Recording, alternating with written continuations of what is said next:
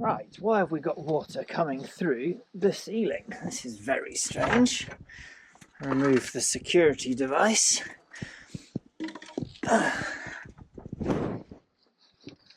Ooh. What is going on here? This ball cock valve has obviously stopped working. Ah well, always something to do. But not now, because that means having to go and buy another ball cock. And I really can't be bothered to go out today because I'm planning on doing some strimming and having a look at my apricot trees.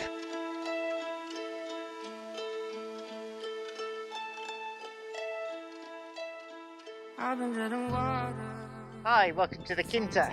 It's a glorious day. Wind's just coming up. Try and get out of that slightly. I've been chopping a load of firewood and I've got various other jobs that I want to do, and I think that I'm going to take you down and we'll have a look at what's going on down at the bottom. Mimosa, are you here again? What are you doing? You should be guarding your sheep. And you little rat bag, what are you doing? Just arrived back from a gallivant, haven't you? And you're all sticky because you've been in amongst all those aromatic bushes. Little rat bag covered in leaves. Honestly, you're exhausted. Yeah, let them out first thing. Ah, I'm going to get all the ticks out of your ears now. And had a wild old time. Right, I'm going to get the ticks out of her ears. I should say that we do actually give the dogs a systemic anti-tick thing. It's sort of a pill that they take and it lasts for 3 months and it's jolly good. Doesn't stop the ticks climbing on them, of course. Right, what have we got here? Petrol, strimmer, excellent. And the rubbish to get rid of. I've been drinking water, picking up the parts of my life. Didn't get to solve it this time. So many wildflowers at the moment, it's absolutely amazing. And everything has really grown. All the grass is sort of like 1/2 metre high after all the rain we've had. So yeah, it's where to start on the strimming front. Or just sort of like resign to it.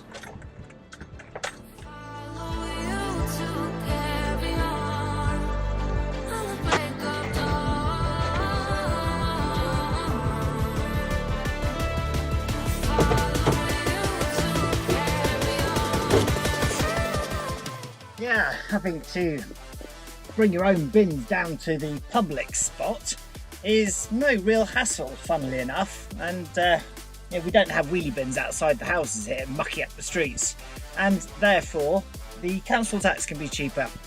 Good thought, that, eh?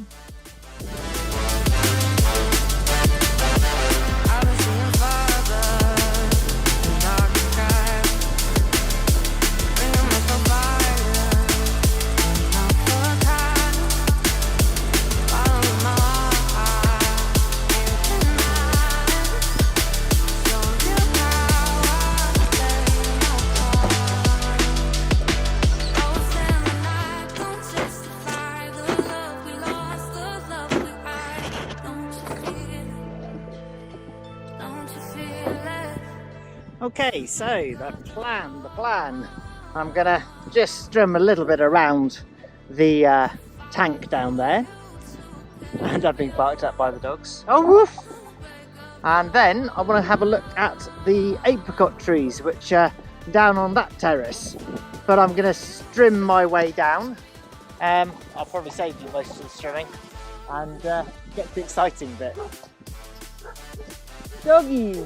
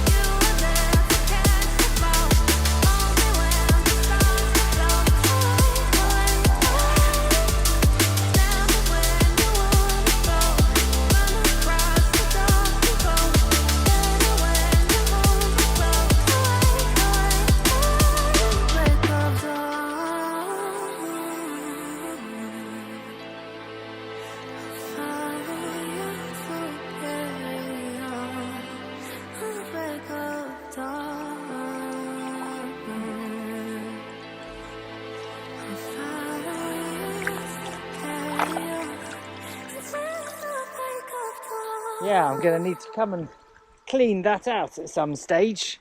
Otherwise it's going to fill up with all sorts of muck. Right, managed to get down here. Now I've just got to get across here.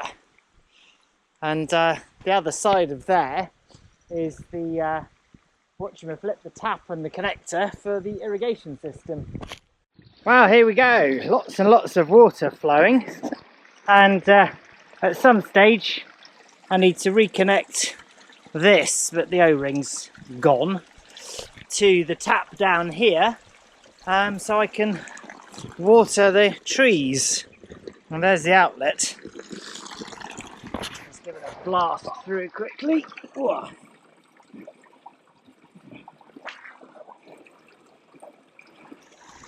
There we go. Let's get any rubbish out of the immediate area of the outlet. Nice. And just over here is where the stream cascades down.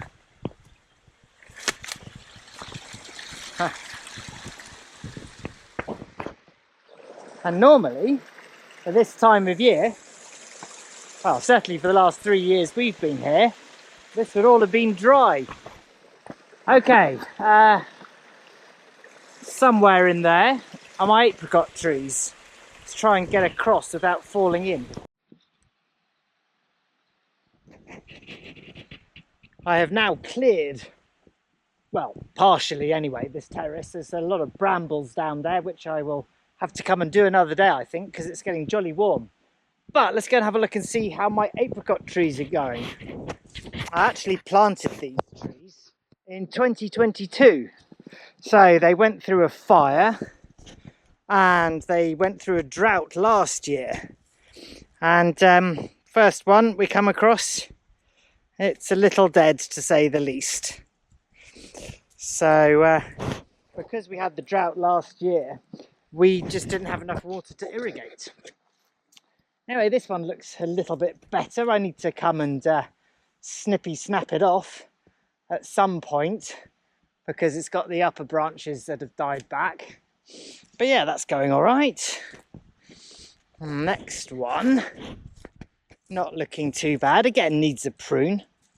I literally haven't touched these trees since, well, since 2022, since we put them in. So the fact that they've survived at all is actually quite impressive. And this one's looking really good. Again, a couple of sticks out of place. But if that's survived and looks like this, then that looks like it's really well established. Unlike this one, another dead one. I'll get rid of those and won't bother replanting there because, you know, there's no point. Sort of indicates it's a dry patch. This one's looking magnificent. Really nice. Nice little tree. And then this one. Yes, we're doing well. And very pleasingly, I have found this olive coming back to life. Double good, because I'll be able to cut the old trunks down, and that's brilliant firewood. And you can see how high these brambles are. We've got quite a few oaks in there, so I will come and clear it out. But these are almost 2 meters high. So there we go. Having a quick look at the trees. Another one down here looking very well. This terrace don't seem to have had any losses. We've got a grapevine going through. So really that's my plan for the next few days. I'm just gonna come and work through here and, you know, take it a bit at a time. And yeah, got to do all these ones as well. And all of those, and all of those. Too much land. So does anybody know what this plant is? If you do know, you can put a note down in the comments, but I'll tell you anyway. It's hemlock, and It's extraordinarily toxic, and it's a member of the carrot family, and apparently it's what killed Socrates. So, something to stay away from. Apparently if you pull up the roots, they look a bit like parsnips.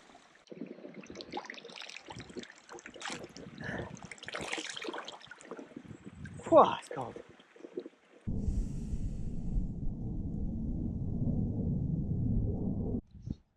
Well, the puppies are barking at me again, but we're not going to see Maya in this video, I'm afraid, because she got attacked again by a wild boar, and she's not feeling very happy for herself. She was at the vet's last week being sewn up, another injury, and now she has got cuts all over her face. I've been keeping them disinfected. Obviously, they're not as deep as the ones that she received previously. So we're just going to have to keep an eye on her. We've already spent over €300 this year on her just for wild boar injuries. So we've taken a decision, not lightly, but out of necessity. We've asked the local hunt to see if they can't come and track it down. We think it's probably a solitary male. Might be a family, but we haven't seen that many signs. But we just can't afford to have the dog being attacked all the time. So if they do find it, that'll be, quite frankly, jolly good news. Anyway, thought I would just update you on that. Wild animals are part and parcel of living in the countryside. There has to come a limit, though, if they are becoming destructive, if they are destroying, things that you're working hard for, then you have to be, well, unemotional, I guess. You have to actually do what's right in the grand scheme of things. So let me know what you think of, hunting and everything like that. I know it's a controversial topic. And, we have in the past profited from the hunt because we, as you may have seen in a previous video, got hold of some wild boar. And that's been really, really great. I think that as long as an animal has a use and you're not doing it for sport, you've got a bit more of a justification.